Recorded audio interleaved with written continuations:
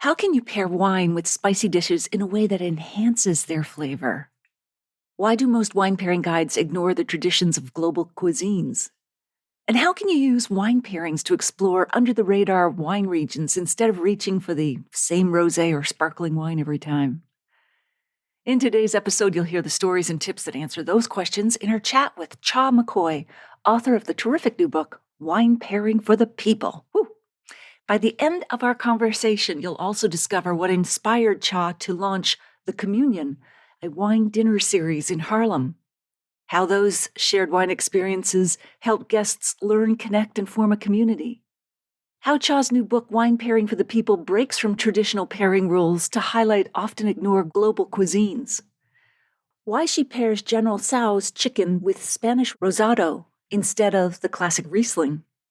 How to think about key flavor components when pairing food and wine, how underrepresented wine regions and lesser-known styles can expand pairing possibilities, the most unusual or surprising food and wine pairing featured in her book, and how spice lovers can choose wines that enhance dishes like jerk chicken. So she's dialing it up with the spice, not trying to calm it down. My kind of woman.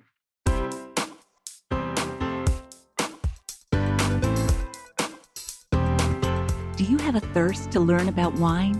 Do you love stories about wonderfully obsessive people, hauntingly beautiful places, and amusingly awkward social situations? Well, that's the blend here on the Unreserved Wine Talk podcast. I'm your host, Natalie McLean, and each week I share with you unfiltered conversations with celebrities in the wine world, as well as confessions from my own tipsy journey as I write my third book on this subject. I'm so glad you're here. Now pass me that bottle, please, and let's get started. Welcome to episode 364. So what's new in the wine world this week? Well, brands are playing with modern packaging, like wax-dipped cans for mulled wine and glow-in-the-dark Gamay labels are getting influencer boosts just ahead of Beaujolais Nouveau's release. Fedriconi Winery has launched new wash-off labels for wines and spirits that separate cleanly from bottles during recycling while still allowing for textured premium designs, so eco-cred and shelf appeal no longer have to fight it out. An oddball post of the week. A pickleball partnership is popping back up in feeds. Say that 10 times quickly. Charles Smith Wines is the official wine sponsor of the Pro Pickleball Tour. Proof that sports tie-ins aren't just for beer. And also proof that you can have a lot of P words that will drive your podcast editor crazy. One Ontario winery went viral for a TikTok last week where the winemaker uses her own sparkling rosé as bubble bath aromatherapy. I like the way she thinks. In France, champagne makers installed a neon bubbleometer on their cellar doors. Customers place their glass beneath a sensor and the device counts the bubbles per glass, while the customers also make their own guess. The winner, closest to that number, gets a bubbly bath bomb for home. I think I'd rather have more champagne, and I would not put it in the tub. In influencer marketing, authenticity is the new thing. Who would have known? As consumers can spot performative partnerships from a mile away. Ooh, smart consumers. Shampoo one week, Chardonnay the next, followed quickly by Sauvignon Blanc, and then smoke detectors. Yeah, authenticity is a real thing, folks. So how's the harvest going? Ontario growers report smaller yields but great flavor concentration after a warm summer and clean fall. Riesling and Cab Franc look especially tidy, with ice wine and skin-fermented white wine registrations are due November 15th. Winemakers actually have to declare their intention for the crop. They can't just sort of make the wine and then decide, oh, I think this would be better as ice wine or skin-fermented white wine. They have to say up front. So they kind of have to commit all the way. I like that. BC wineries say 2025 wrapped up with balanced fruit and a morale bump after 2024's freeze. Expect careful varietal positioning and some Washington fruit carryover in their bottlings. Quebec's eastern townships finished in October. Small houses are previewing premier tastings. Premier tastings are when you taste from the barrel, and it gives you an indication of what that wine can become, although it is far from it. It's like before kindergarten even, let alone finishing school. Meanwhile, Nova Scotia flagged damp weather disease pressure late in September, but moved steadily into October. In Europe, France just cut its 2025 output forecast again, with champagne volumes up year on year, but below norms. Languedoc in the south remains drought hit. Italy's outlook is a patchwork. Tuscany trims volumes while Veneto lifts. Overall quality skews promising for reds. Portugal's Douro reports an intense, heat-driven season with careful triage in the lagers, or the barreling cellars. And now, something to make you smile. It's been a week of the wonderfully weird in wine. A Quebec vineyard has just installed life-sized scarecrow sommeliers, complete with tasse vin and bow ties, only to discover that crows now linger on its shoulders, presumably for those selfie snaps. Over in Germany, a winemaker released a left-handed only bottle of Riesling, supposedly to encourage mindfulness in pouring. I think it was just to prank friends. The grape variety Zinfandel is celebrated on the third Wednesday of November each month. So yes, that's today, November 19th. In California, a Lodi winery commemorated that day last year with a Guinness World Record grape stomp, resulting in a bathtub-sized punch bowl of rosé for visitors to foot dip into with the hashtag #NotPedicure And here's a little trivia. Although deeply associated with California, Zinfandel's origins actually trace back to Croatia, making it one of the great immigrant vines of the New World. And I might add, no ice required. Beaujolais Nouveau Day is tomorrow, Thursday, November 20th. Expect midnight parties and dubious berets as the first bottles are cracked open. French bistros are celebrating online with wine and cheese pajama parties. Another little piece of trivia, in the region of Beaujolais, France, this wine, made from the grape Gamay, was traditionally delivered by a barge down the Saône River to Lyon. In the 1800s, flagged as Le Beaujolais Nouveau est arrivé, has arrived. Friday celebrates National Sangria Day. And then Monday, November 24th, is Carmenere Day. Carmenere once masqueraded as Merlot for a century until experts identified it as a separate grape. How did they do it? Leaf specialists figured it out. If you have some wine news or a quirky story you think I should share on the podcast, email me at natalie@nataliemcclain.com. I'm also sharing wine news and reviews plus wine-related mistakes that make me more relatable on Instagram. There are more of those than I had originally planned. I'm at Natalie McClain Wine, so follow me there and I'll follow you back because I'm loyal that way. On upcoming TV shows such as CTV Your Morning, City TV's Breakfast Television, CTV's CP24 Breakfast Show, CHCH Morning Live, and CTV's The Social, we'll be chatting about terrific wines and spirits for holiday celebrations and gift-giving. And believe it or not, we are already planning dryish January with low and no alcohol drinks as well as those that are low in calories or sugar, plus romantic wines and spirits for Valentine's Day. Oh, let me know if you'd like your brand featured on these TV segments or future ones, or if you'd like to advertise with us through our podcast, newsletter, website, social media, or mobile apps. If you represent a winery, distillery, brewery, or an agency or regional council representing wine, spirits, cocktails, cheese, or other food brands, please email me at natalie@nataliemcclain.com. Back to today's episode. 3 of you are going to win a copy of Cha McCoy's Pairings for the People. I also still have 3 copies of Elva Ramirez's terrific book, Sparkling, with lots of festive holiday cocktails based on bubbly, 2 copies of Andy Neither's and Jane Master's fabulous new book, Rooted in Change, The Stories Behind Sustainable Wine, and 2 copies of Dr. Tufi Niedermeyer's book, The Wines of Brazil. Those last 2 books, by the way, have beautiful full-color photographs, so they'd make beautiful holiday gifts that you don't even have to pay for. So, if you want one of them, please email me and let me know you'd like to win. It doesn't matter where you live. I'll choose 10 winners randomly. Think about your odds from those who contact me at natalie@nataliemcclain.com. In other bookish news, if you're reading the paperback or ebook or listening to the audiobook of my memoir, Wine Witch on Fire, Rising from the Ashes of Divorce, Defamation, and Drinking Too Much, a national bestseller and one of Amazon's best books of the year, I'd love to hear from you as well. Now, that doesn't sound like a cozy holiday story, but it's set just before Christmas, so the holiday theme runs throughout the book. And yes, spoiler alert, happy ending. I'm still here. I'm still podcasting, damn it. I'll put a link in the show notes to all retailers worldwide at nataliemclean.com/364. Okay, on with the show.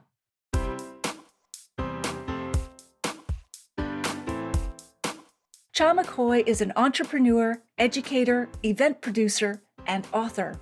As a certified sommelier with the Court of Master Sommeliers, she developed The Communion, a wine dinner series that offers an inviting, accessible approach to gathering and enjoying wine. This experience inspired her to open her first store, The Communion Wine and Spirits. Cha was named one of Wine Enthusiasts 40 Under 40.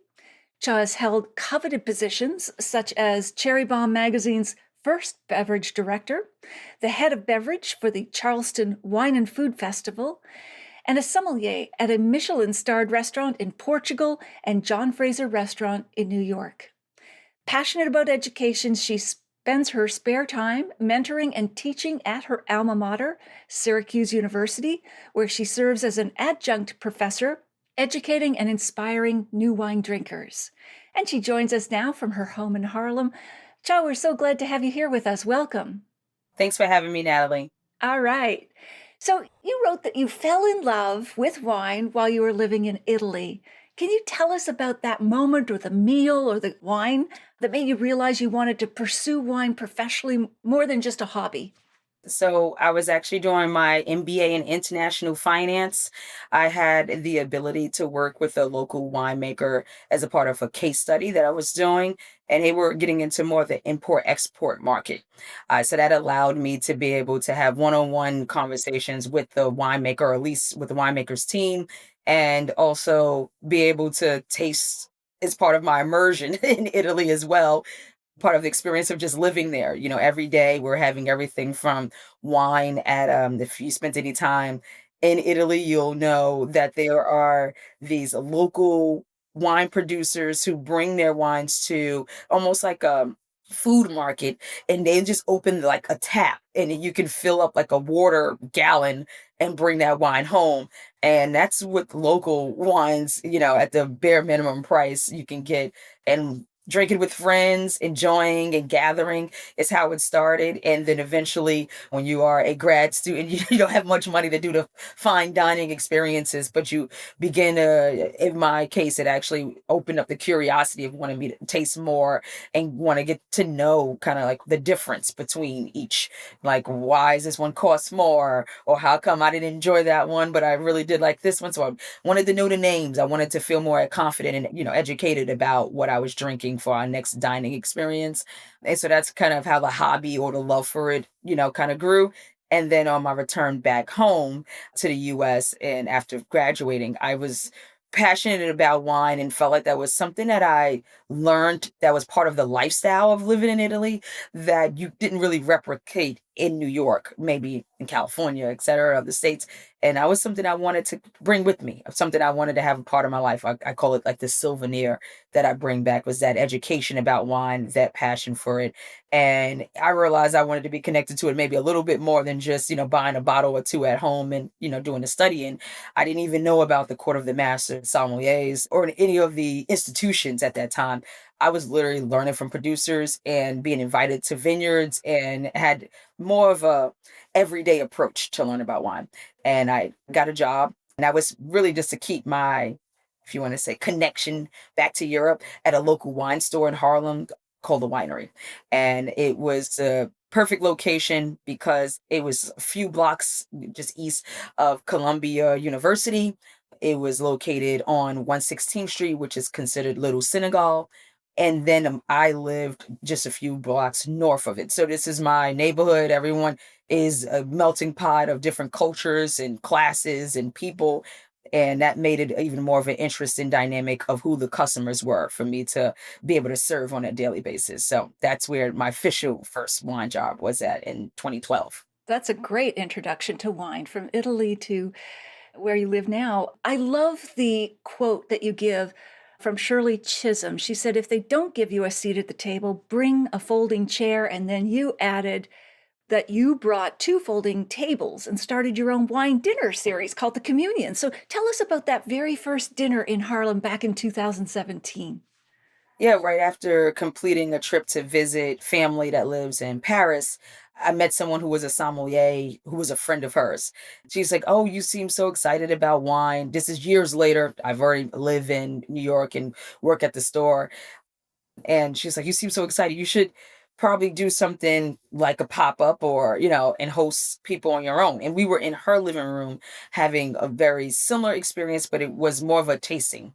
They did share some kind of like small bites, but her husband was a chef, so that was easy for her. That And helps. I said, okay, with this, she wanted to educate people on wine. And I felt like that was a concept that I can bring back or create in my own way from my travels. At this point, I have already traveled to a few countries, already lived in Italy, and I wanted to give that same experience to my neighbors, and so I returned back to New York, and this was 2017-ish with this idea, or maybe even 2016, but started in 2017, where I finally was like, okay, well, let me just bring two folding tables. It was one folding table at first, and eventually a second one to kind of make a more communal long table effect, and started inviting friends, family, childhood friends, because I was back where I grew up at in Harlem. It was just like word of mouth. And then it wasn't about the dinners at first. It was more about education. So just changing the themes from rosé week to next week could be sparkling wine, and doing cheese, etc., from the different purveyors. And I thought that was fun. I realized that folks who had never been sort of like seated wine tasting before, they would stay because they enjoyed themselves so much in my living room. They got hungry. And so I said, okay, if I'm gonna keep this going, I realize I gotta start bringing in some chefs or some food, a part of this experience, in order to keep people coming back. It was something different than what they would normally do on the weekend. So I incorporated the actual pairing of food and not just the wine and cheese or whatever else, desserts, etc. I was bringing in. And then actually, they kind of took off from there, and we got too big for my living room. And I eventually started hosting them as takeovers in different restaurants. Oh, wow. And can you remember anything memorable one of your guests said about these communal dinners? Yeah, I mean, I guess just the experience of having people who, some of them I knew I didn't know them well, let's just say. Some were actually friends and family in the beginning. By like the fifth one, there started being folks that were like friends of friends. So I'd never met them before. So now I'm having actual strangers in my living room.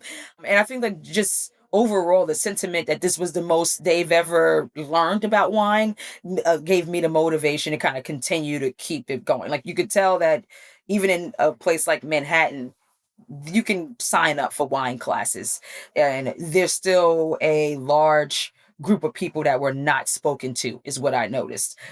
And that's what inspired me to kind of, how do I make this a thing? Like, how do I keep this going? The wines they never heard of, that they would now fall in love with. They could tell that their palate was growing as they would attend maybe an event in April and come to another event in June, And so that was the passion when I started seeing multiple people come back. Or even sometimes a friend of mine will send his wife next time with one of her friends. So it gave me inspiration. So no exact quotes that I can share from that time, but just the sentiment that people were willing. It was more than just like, oh, we're coming to support Cha. It was more like, oh, I actually took something from this community and experience. And some of them even made friends amongst themselves, that this gathering gave, like, it had a much larger purpose than just kind of me teaching them about wine, because now they also kind of developed a community amongst themselves too. That's great. And did you have any sort of warm-up exercises, at the beginning, especially people perhaps who weren't familiar or a bit intimidated with wine? Is there something that got everybody kind of into the game of tasting and pairing? Actually, the warm-up exercise was always just to, like, hug your neighbor, talk to your Hug your neighbor. I neighbor. think yeah, I think there was something about we are literally in a neighborhood. You're in my apartment, like, you're in my living room, so get to know your neighbor moments. So I always started out with having some type of aperitif or just, like, bubbles so that folks can start out just kinda socializing amongst themselves. That was to get the energy or the vibe going more than getting their palate going was more important to me, that they would leave there and feeling connected, or if from one memorable moment I would think somebody connected that they had a similar relative, like a cousin in common after, coming. Another person helped someone get a job by connecting. Yeah, so I felt like that was way more important to me than trying to, focus so much about the context or how I teach at the university level, et cetera, about sitting in a classroom and this is a serious, they already feel like wine is intimidating and serious. So this was like a moment for you to be more relaxed, chilled, and still feel like you left here and learned something.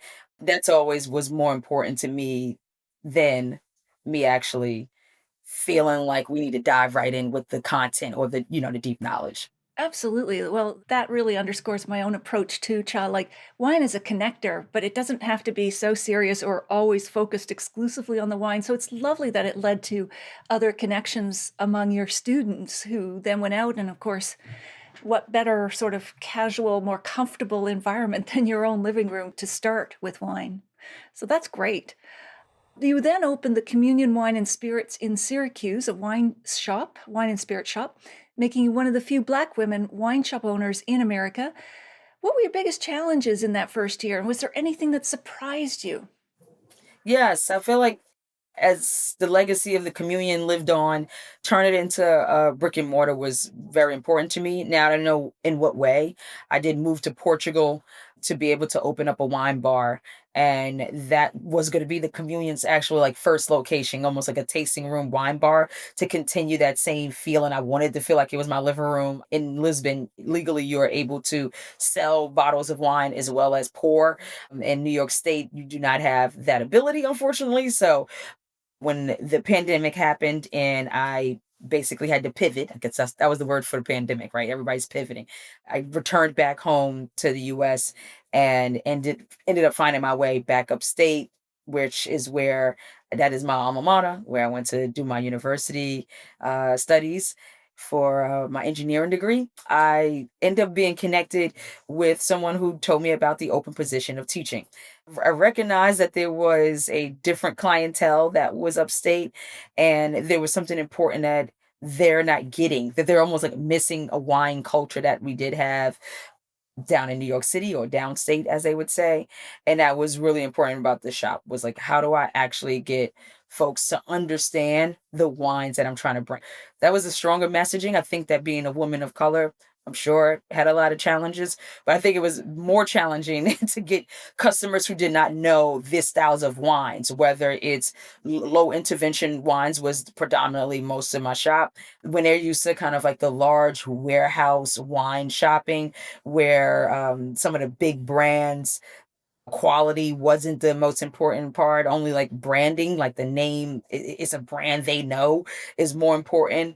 And so that was probably the hardest part about being in an area who's not familiar with this type of wine culture. Now, there's a lot of obviously transplants there who work at the university from different cities who've traveled or live other places, but that was probably the strongest, like that was the largest, I would say, adversity that I would challenge that I would have is once it opened, it's kind of like how can we get people to recognize that we are not like them, the other stores, and the ones who got it, they get it. They come, they look for the orange wine or they look for pet nats, etc., things that they knew they could not find at any other store.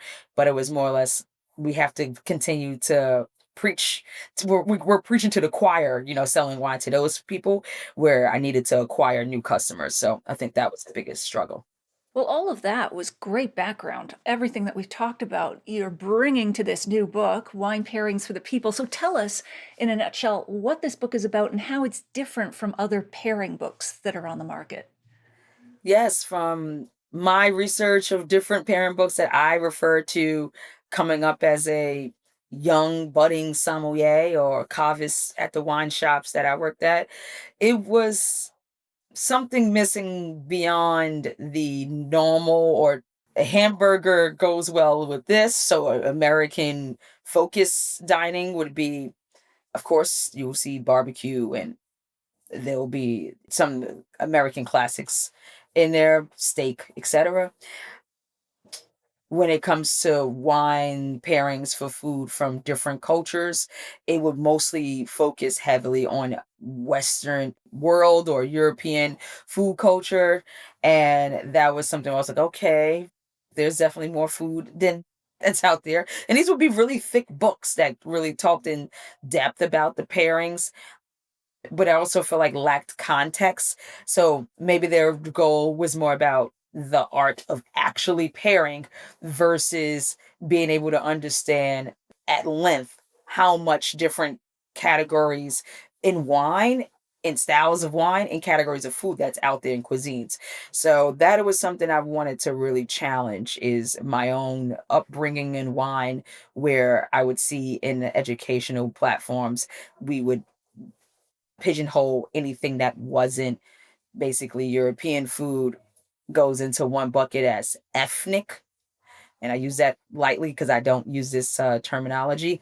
And they say ethnic pairings is, I mean, that's a lot of people to say ethnic. All these people, this is the wine, get Riesling, And there's a lot of different styles of food that's not spicy that can still be in those ethnicities, nationalities, cultures that you are referring to. So to say to pair all the food from China, with, Riesling, is, it also didn't make sense either. So I'm like, we didn't do enough to be able to, we meaning the larger wine education system wasn't truly showing that there is a lot of diversity, is Chinese food or Asian food is not a monolith. So why are we saying this one wine is the one answer to like all of the food? So these were the whys, I would say, that came to mind when I was thinking about writing a book.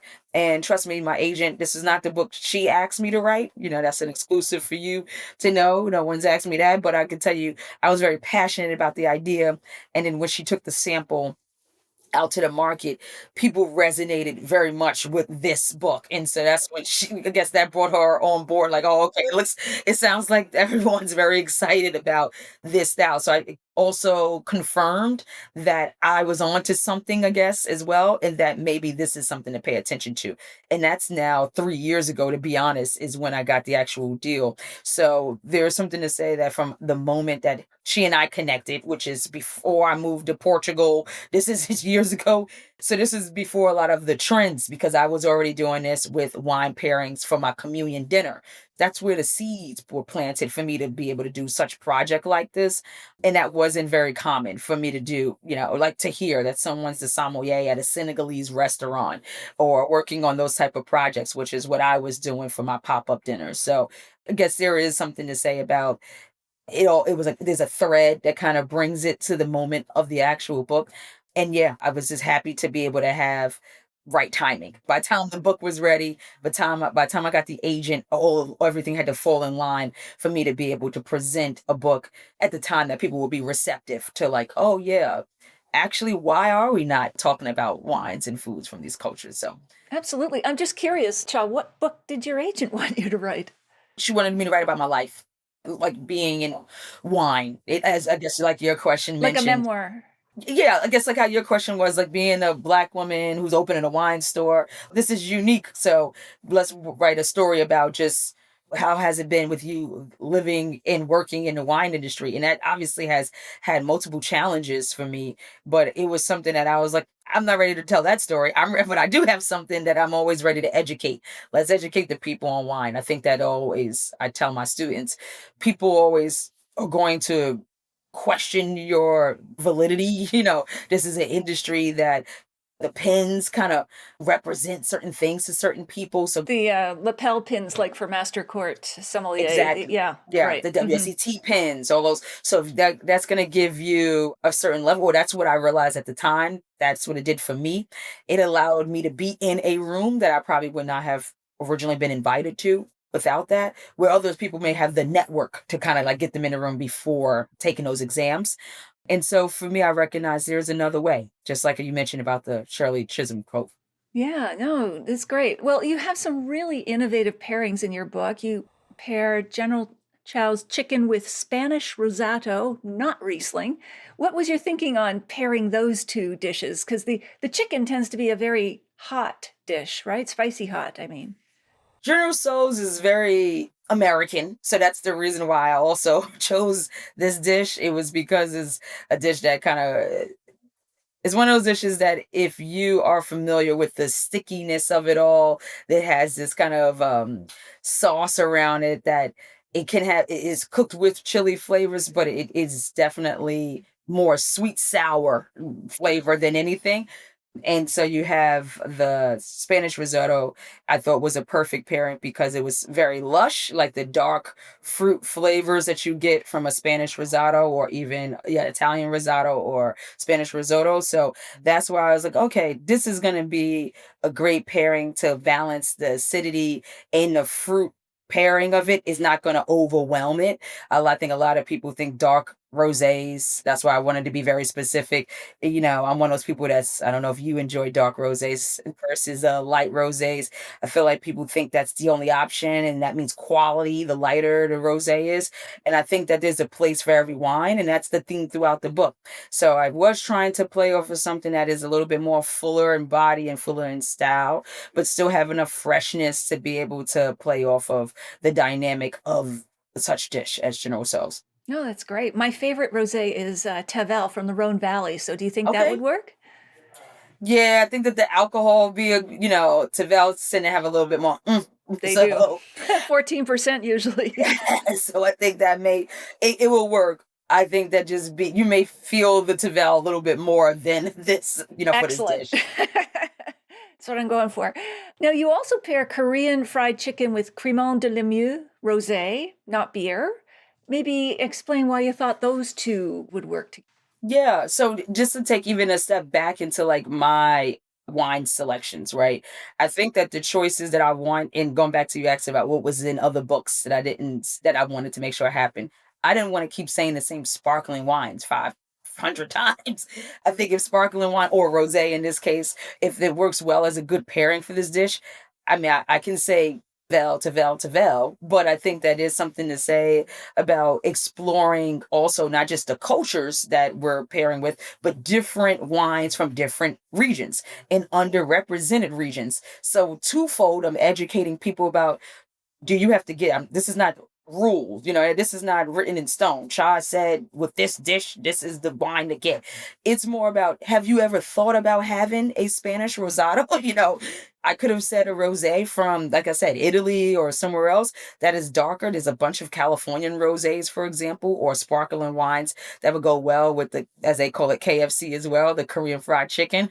But I think there's something to say about let's explore maybe an underrepresented region that does sparkling wine and sparkling rosé really well to give you an alternative. And so me and my co-author Layla, I made it very clear to her, we're going to go through every pairing at least 2 to 3 times because I want to make sure we're not repeating any region or grape without some level of specificity so people can be able to explore that there's many ways you can have rosé or chardonnay or sparkling wine that will give you a different effect. So technically the real connection to back to your question about this dish, it was, I was looking at the balance of fat and acid right now bubbling. I definitely want sparkling wine.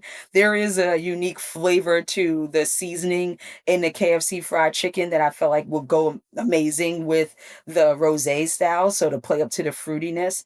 And they also use a lot of more like dipping sauces. So I feel like that's what I was playing up to when I said go with rosé instead of having like, a Blanc de Noir or a straight white sparkling wine from the region. So that was my thought process there. That's a great idea, though. I like how you're integrating, as you say, underrepresented regions, but also just different, like, and not doing the same recommendation. Even though the same old will work, why not explore? The beauty of wine is in its diverse taste. So, Exactly. I mean, I'm sure you can enjoy that with rosé from, Prosecco. I'm sure it will be just great. So that's why it's really more about me being able to give a kind of like a shout out to a different region that maybe people are not usually thinking about in this case. So that was the method to the madness of all the different wines. Trust me, you don't want to see the wine and food pairing matrix we have. It's kind of crazy. What So does that it we're look like? Do you have hundreds of yeah, cells? I mean, you were an engineer or are an engineer, so I'm sure you yeah. were very analytical. Yes, the amount of Excel sheets that it took, that once I realized, I was like, I think we said Chardonnay too much. Let's go back. So I need to like, do a kind of quick like fine of how many times there was hits with Chardonnay. And it was I got real technical when it came to the pairings because of that. But it also challenged me as a sommelier. Like, okay, well, let's sit back and think about which wines, even though I may not have them often, gratefully at the store I can ask for some samples of some wines and be able to actually taste like, oh, actually I haven't had that in a while. Let's try wines from this region and really see if that will work, and then make sure that it's included in the book. So that's I'm very much connected to the winemakers that I've worked with and been around, so I feel like this was a nice way for me to pay homage to the different regions, smaller regions, and even smaller varietals that you don't hear, or I should say rare varietals that you don't hear as often or see every day on a wine list. So, What's the most unusual pairing? It won't be perhaps unusual to you, but for readers who are used to North American food and wine and the usual, what do you think would be a surprising pairing for readers? oh man, I think this question is difficult because I feel like every dish may be like a shock, but the ones that I personally love, if I can answer that way, maybe not a shocker for most folks in the wine industry, playing off of your KFC pairing just now, is the Melba's fried chicken and waffles and Blanc de Blanc champagne. I really love, she has a strawberry butter recipe that we include in the book. So you can go the rosé style as well. But if that wasn't included, I love that dish with, yeah, a Blanc de Blanc. I think the brioche notes from a vintage champagne, which, 100% Chardonnay grapes being used. And I didn't think that that was such an odd pairing because it's very common for the folks, I'm sure for you to know, that fried chicken and champagne goes well together. But when I say it to people who are not in the industry, they usually are very surprised when they hear that's one of my favorite pairings, because they're like, I'm spending all this money on, champagne, that have it with fried chicken. So I guess this high-low idea Yeah, the is shabby some, chic. yeah, Yeah, yeah, they don't exactly. really, it's a hard time of them getting it at first. Like, I'm not spending all this money on champagne just to have it with fried chicken. Give me something fancy, I guess is what they want. And I'm like, I'm telling you the truth. It's a hit. You're gonna Oh, love this. yeah. So Well, and I think sometimes the fancier the wine, the simpler the food should be, so the wine can shine. If you love wine, you've got a beautiful Blanc de Blanc.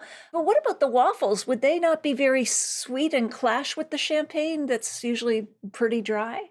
yeah, no, I thought it was a great pairing. I have it. I personally enjoy it all the time. I think that maybe her recipe, let's just say that the good part about shooting the photos for the book is that you're actually able to taste that you get to taste it as well. Hopefully when people do wine books, they're probably not tasting too much food. But in my case, I had a great experience with that, and yeah, it worked out perfectly. I think that, yeah, I think there was the bread notes that you would get from the champagne.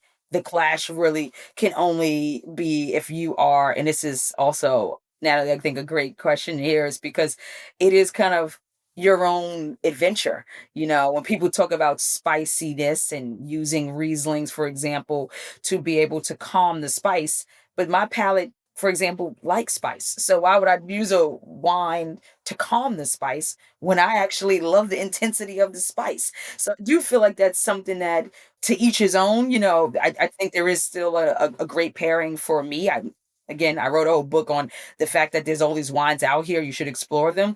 But I also want to give people the luxury of saying, hey, I actually really did enjoy that with this dish. And so I just maybe introduce them to something else. Not that this is the rule, like this is the only thing, you only can eat fried chicken and champagne together. And that's why I said upset about the rosé. Like the rosé, I feel like is the real, that chef's kiss. That's It's the real great. pairing. Yeah, it's a great pairing. So if you do like spice and you want to bring it on, you don't want to tamp down the spice. What is one wine that you might recommend with hot spice? I think that in the now I'm trying to remember the jerk chicken dish, like something that is like truly spicy.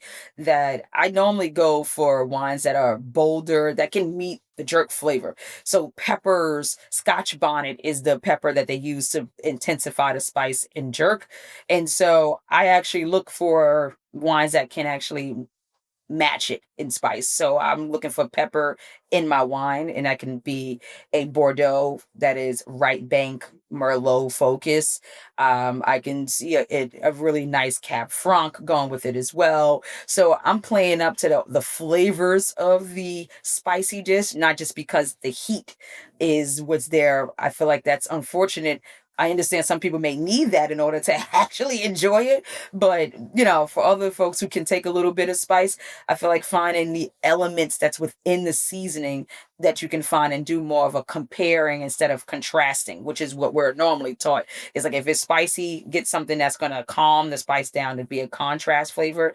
If you can handle the spice, find something that's going to match it where it's at and still be enjoyed. And of course, you can find some really young Bordeaux's today in the market that are ready to drink, that actually do have a lot more fruit forward characteristics of that blueberry notes, bramble flavor that will be a great pairing with a dish that's so rich and deep too.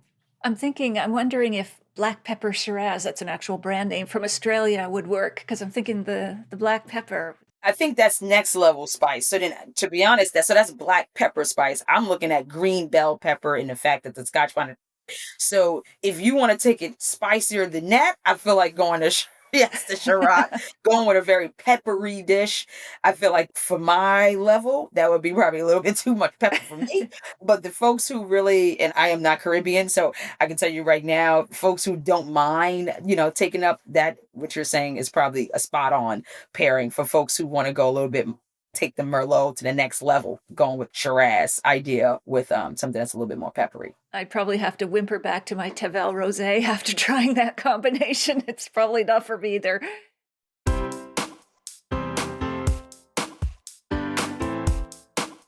Well, there you have it. I hope you enjoyed our chat with Elva.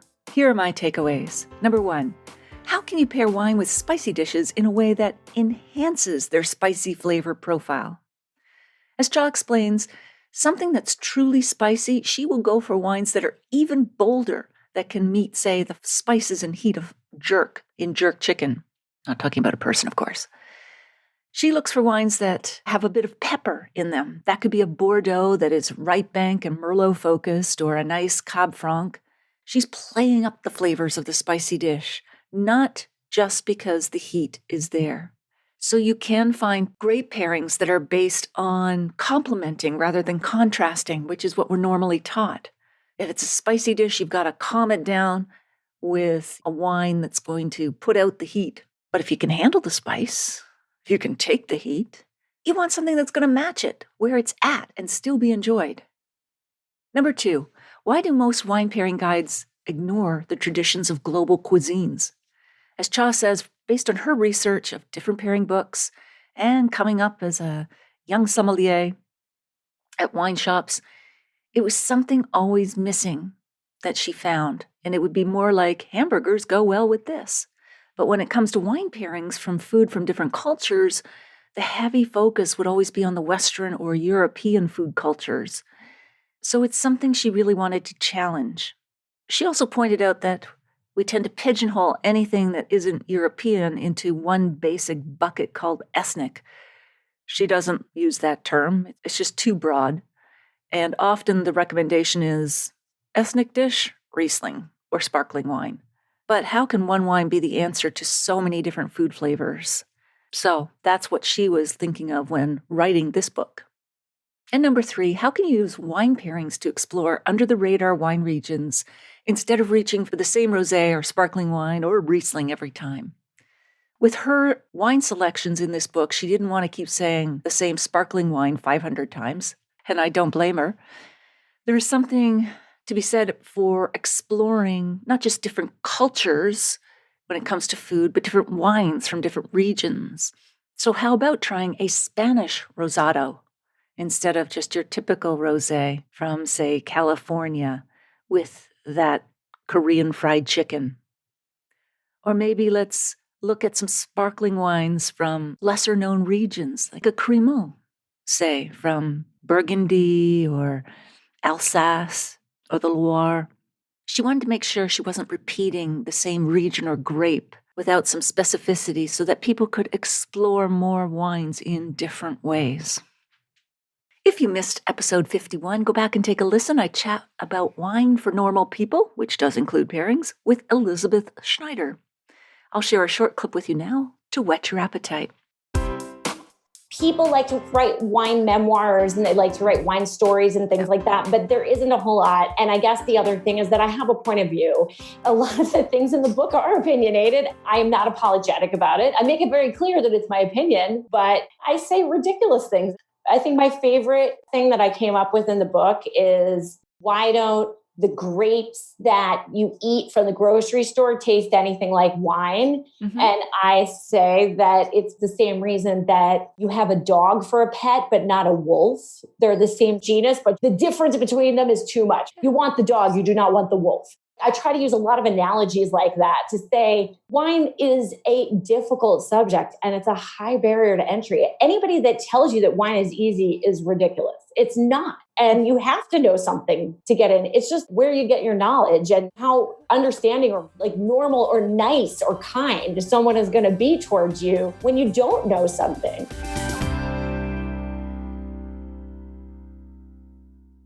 You won't want to miss next week when we continue our chat with Cha. That should be a show. Chat with Cha. If you liked this episode or learned even one thing from it, please email or tell a friend about the podcast this week, especially someone you know who would be interested in learning more about wine pairings from global cuisines. It's easy to find the Unreserved Wine Talk. Just tell them to search for that title or my name, Natalie McClain Wine, on Apple Podcasts, Spotify, their favorite podcast app, or they can listen to the show on my website at nataliemclain.com/podcast. Email me if you have a sip tip question or if you'd like to win one of 10 copies of the books I have to give away. I'd also love to hear your thoughts on this episode, or if you've read my book or are listening to it. Email me at natalie@nataliemclain.com. In the show notes, you'll find a link to take a free online food and wine pairing class with me called The 5 Food and Wine Pairing Mistakes That Can Ruin Your Dinner and How to Fix Them Forever. At nataliemclain.com/class. And that is all in the show notes at nataliemclain.com/364. Thank you for taking the time to join me here. I hope something great is in your glass this week. Perhaps a wine that pairs perfectly with your favorite spicy dish.